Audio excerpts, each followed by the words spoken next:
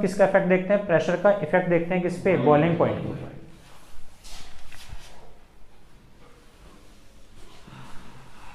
तो देखिए effect of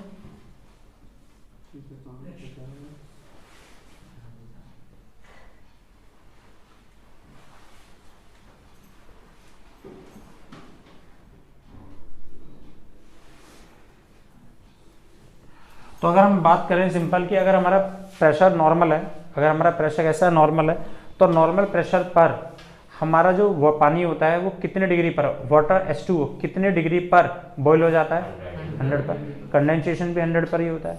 अच्छा, अगर हम उसके प्रेशर की वैल्यू बदल देते हैं तो हम बट भी बेसिकली हम ये ऑब्जर्व करते हैं कि उसकी बॉइलिंग पॉइंट भी बदल जाते हैं।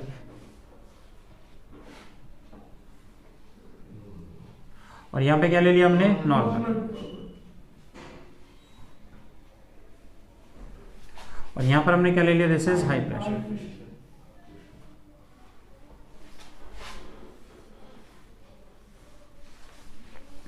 तो हम देखते हैं जब हमारा प्रेशर लो होता है, प्रेशर लो होता है तो मात्र 80 डिग्री पर ही हमारा जो लिक्विड होता है, दिस इज लिक्विड, वो किस में कन्वर्ट हो जाता है, वेपर। इस डायरेक्शन में क्या कर रहे हैं, टेम्परेचर को इंक्रीज कर रहे हैं, टेम्परेचर इंक्रीज कर रहे हैं। और जब हमारा क्या होता है, नॉर्मल प्रेशर होता है, उस कंडीशन में 100 डिग्री सेल्सियस पर हमारा जो लिक्विड होता है वो किस में कन्वर्ट हो जाता है, दिस इज वेपर। और जब प्रेशर हमारा बहुत हाई होता है, उस कंडीशन पे कितना, 120 डिग्री सेल्सियस पे हमारा जो लिक्विड होता है वो किस में कन्वर्ट हो जाता है, दिस इज वेपर। और इस कंडीशन में क्या कर रहे हैं, टेम्परेचर को इंक्रीज कर रहे हैं। This is temperature. और इस डायरेक्शन में हम क्या कर रहे हैं, इंक्रीज कर रहे हैं। अगर हमारा ये टेम्परेचर कितना था, यहाँ से यहाँ तक का, दिस इज ये टेम्परेचर 80 डिग्री सेल्सियस था, 80, तो ये टेम्परेचर कितना हमारा, दिस इज 100 डिग्री, तो ये कितना, दिस इज 120। तो इसके बीच में अगर मैं 80 के बाद यहाँ से 90 जाता हूँ, 90 डिग्री सेल्सियस, ये मैं कितना जाता हूँ, 80 के बाद 90 डिग्री सेल्सियस जाते हैं, या 100 के बाद कितना जाते हैं, 110 जाते हैं। तो हम ये ऑब्जर्व करते हैं कि हमारे चेंजेस कुछ अलग अलग तरीके के होते हैं। तो देखिए ये कंडीशन समझ में आई। तो अब अगर मैं आपसे छोटी सी क्वेश्चन पूछूं कि अगर मेरा टेम्परेचर, अगर मेरा नॉर्मल प्रेशर है और मेरा वाटर का जो टेम्परेचर है वो 110 डिग्री है, तो आप बता सकते हो कि मुझे उस कंडीशन में वाटर किस स्टेट में मिलेगा, वेपर में मिलेगा। अगर मैं आपसे बोलता हूँ कि मेरा जो टेम्परेचर है, मेरा टेम्परेचर है 90 डिग्री सेल्सियस और मेरा प्रेशर लो है, तो उस कंडीशन में मुझे वाटर किस स्टेट में मिलेगा, वेपर।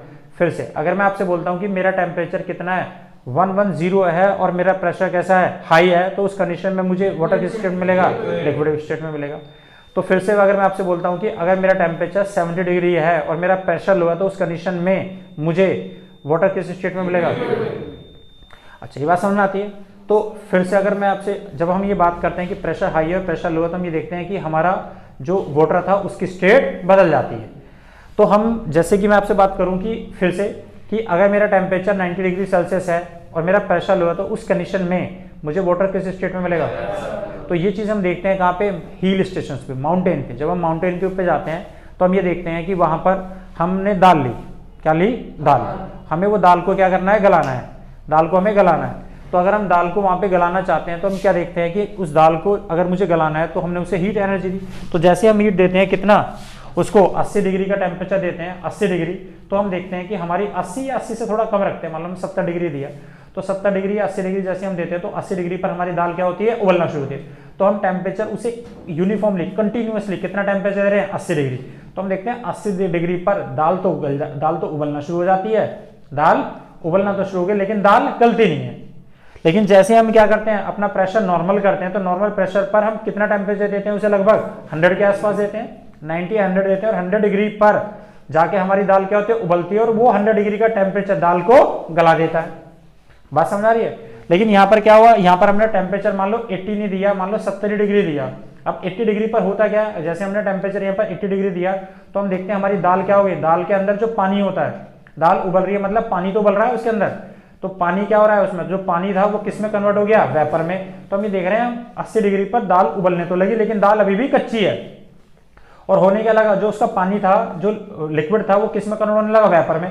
तो हम देखते हैं, हम उसको हीट दिए जा रहे हैं काफी देर से अगर रखे, तो हम देखते हैं हमारी दाल क्या हो गई, उबलने तो लगी, लेकिन हमारी दाल थोड़ी देर के बाद जल गई, क्योंकि सारा ही पानी एवापोरेट हो गया। अब जब पानी एवापोरेट हो गया तो हमें क्या करना पड़ता है, एक्स्ट्रा और पानी उसके अंदर डालना पड़ता है। जब और पानी डालेंगे तो उसका टेम्परेचर फिर से हमें इनिशियल से फिर 80 तक लाना पड़ेगा। 80 लाने के लिए फिर हीट देनी पड़ेगी, और फिर हीट देंगे, फिर क्या देते हैं, वो हीट 80 डिग्री के बाद फिर वो लिक्विड वेपर में कन्वर्ट होना शुरू हो जाता है। और 80 डिग्री का एक जैसा टेम्परेचर इसे मिलने के बाद तब जाके कंटिन्यूसली बहुत टाइम तक जब इसे 80 डिग्री का टेम्परेचर देते हैं, और उसके बाद जाके कहीं हमारी दाल गलना शुरू होती है। बात समझ में आई। और दाल का पानी भी क्या होने लगा, उससे पानी भी रिलीज होना शुरू हो जाएगा, क्योंकि लिक्विड वेपर में कन्वर्ट हो जाता है। ये दिक्कतें आती हैं, और टाइम ज्यादा लग रहा है दाल को गलाने में। लेकिन इसमें क्या होता है कि 100 डिग्री पर जब हम दाल को गलाते हैं तो 100 डिग्री या 90 डिग्री पे भी, तो यहाँ पर 80 था, तो वहां पे मैं अगर टेम्परेचर 90 डिग्री भी रख देता हूँ या 100 भी रखते हैं, तो 100 डिग्री पे दाल को हमने डाला, तो हर बार दाल को कितना टेम्परेचर मिल रहा है, 100 डिग्री। 100 डिग्री के टेम्परेचर पर दाल आसानी से गल जाती है। 100 डिग्री के टेम्परेचर पर दाल आसानी से गल जाती है। या मान लो मैं 90 डिग्री का टेम्परेचर ही दे रहा हूँ, तो 90 डिग्री पर दाल को हमेशा टेम्परेचर कितना मिल रहा है, 90। और जब 90 डिग्री का टेम्परेचर दूंगा तो हमेशा लिक्विड किस स्टेट में रहेगा, वाटर किस स्टेट में रहेगा, लिक्विड। और जब लिक्विड स्टेट में रहेगा तो वहां से पानी एवापोरेट होगा ही नहीं, और जब एवापोरेट होगा नहीं तो 90 डिग्री पर दाल हमारी आसानी से गल जाती है। नहीं है समझ। इसका मतलब ये हुआ 80 डिग्री पर ऊपर जाते हैं, जब प्रेशर लो होता है तो दाल को गलाना बड़ा मुश्किल काम होता है भाई, क्योंकि सारा का दाल गलती किसमें, पानी में। वो पानी सारा का सारा एवापोरेट हो जाता है, सारा पानी सूख जाता है, और जब सूख जाएगा तो हमें पानी और डालना पड़ेगा, तो उसमें टाइम ज्यादा लगता है दोबारा से इनिशिएट करने के लिए। लेकिन इसमें क्या होता है, क्योंकि आपको पता है कि यहाँ पर 80 डिग्री पर रखा, अगर मैं यहाँ पे इस वाले केस में प्रेशर को नॉर्मल कर दूं और 90 डिग्री भी टेम्परेचर दूं, तो वो अंडर किसके अंदर बना रहेगा, लिक्विड में बना रहेगा। और जब लिक्विड बना रहेगा तो हर बार 90 की हीट से लिक्विड क्या करता है, दाल को गला देगा। तो ये भी बिल्कुल सच्चे है कि अगर यहाँ पे 80 डिग्री पे दाल ज्यादा समय लेती है और 100 डिग्री पे कम लेती है, तो 120 डिग्री पे गर्म करूंगा या 110 डिग्री पे गर्म करूंगा तो वो टाइम और कम लेगी। तो हम ये देखते हैं, लेकिन 110 डिग्री पे दिक्कत क्या है, 110 डिग्री पे मेरा लिक्विड किस में कन्वर्ट हो जाता है, वेपर में। तो मुझे क्या जरूरत है, आंसर प्रेशर हाई करना पड़ता है। तो अगर मैं प्रेशर को हाई कर दूं और मैं दाल को हमेशा 110 डिग्री का टेम्परेचर दूं, तो 110 डिग्री पर मेरा वाटर, दाल के अंदर का जो पानी हमेशा किस स्टेट में रहेगा, लिक्विड में रहेगा। और लिक्विड में रहेगा, हर बार उसे टेम्परेचर कितना मिल रहा है, 110। 110 का टेम्परेचर दाल को जल्दी गलाएगा, किसके मुकाबले, 90 डिग्री वाले टेम्परेचर से, 90 डिग्री वाले से, एज कंपेयर टू इसके 70 डिग्री से। लेकिन यहां पर मुझे प्रेशर कैसा करना पड़ेगा, हाई। और हाई प्रेशर करने के लिए हम किसका यूज करते हैं, प्रेशर कुकर का। तो हम देखते हैं जब प्रेशर कुकर को हम यूज करते हैं तो जो पानी होता है उसकी जो स्टीम होती है वो क्या करती है, अंदर का प्रेशर बढ़ा देती है। जब अंदर का प्रेशर बढ़ेगा तो उसका क्या बढ़ गया, बॉइलिंग पॉइंट। तो हम गैस को और फुल कर देते हैं। जब हम गैस को और फुल कर देते हैं तो होता क्या है, तो आंसर उसका टेम्परेचर जो पहले 80 डिग्री था वो कितना हो गया, जो हमने 90 रखा था वो 100 कर दिया, 110 कर दिया, 115 तक कर दिया। अब 115 तक की कंटिन्यू हीट उसको मिलती जा रही है, और मेरा लिक्विड अभी भी किस स्टेट में, वाटर, लिक्विड स्टेट में। और उस लिक्विड स्टेट में मेरी दाल हमेशा गलती चली जाएगी। उसको जब हीट टेम्परेचर इतना मिलेगा तो दाल आसानी से गल जाती है। नहीं है बात समझ में।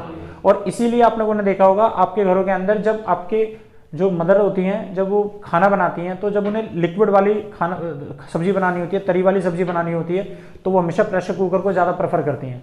क्योंकि प्रेशर कुकर में वो क्या करती हैं कि प्रेशर कुकर में प्रेशर तो बढ़ गया, और जब प्रेशर बढ़ गया और उसके अंदर तुम्हें आलू भी गलाने हैं, आलू भी तो गलाने हैं, तो आलू को गलने के लिए टेम्परेचर भी बहुत ज़्यादा चाहिए। और तुम क्या चाहते हो, उस सब्जी में तरी भी रहे और सारा जो हमने मटीरियल डाला वो मटीरियल भी गल जाए।